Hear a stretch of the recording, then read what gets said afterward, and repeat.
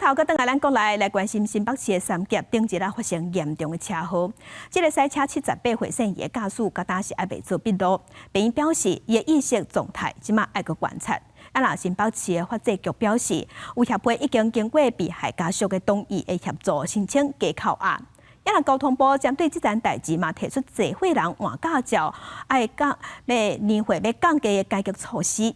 毋过路权团体认为，这无法度真正解决问题。伫纸条下话，每一句拢是真唔甘。新北市三峡车祸案发第4天，也是有民众到场。不知道要怎么样面对，因为有好朋友陪伴，所以才有勇气来。案发到9个人住院，其中7个高中生，有4个人伫加护病房。治疗了后有好消息，这几天有3人会转入普通病房。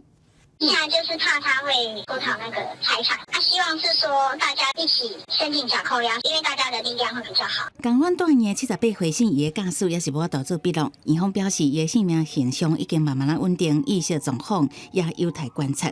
毋过有受伤学生囡仔家属对于肇事驾驶是毋是脱产表达担忧。跟财团法人犯保协会取得联系，目前据了解，他们都已经得到相关当事人的同意，也到法院去递出诉状了，所以这相关假扣押的程序都已经开始启动在进行了。新北法制局回应，环保协会已经得到家属同意协助申请加扣押。即摆专案嘛认定属有重大公路事故，运安会随立案调查。交通部嘛提出改革，包含收价高龄者换照年龄，不过互路权团体这支地票无治本。你几年出生？今天是几号？你有没有色盲？这些完完全全非常简单的题目，只是简单的健检题目，没有任何的路考，没有任何的笔试，只是这样子就放任驾驶上路了。难怪我们会发生这样子的问题。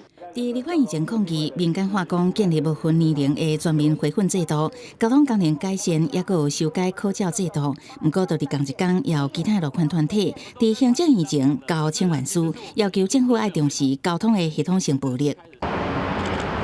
面对民团的诉求，交通部回应，甲官方这几年研究的解决方向同款，嘛搁再声明，并无禁止济岁人开车，是协助因搁较安全驾驶。行政院长都用提示勿忘，各项调查一旦赶紧查清楚，互校园社会赶紧搁再平静。记者综合报道。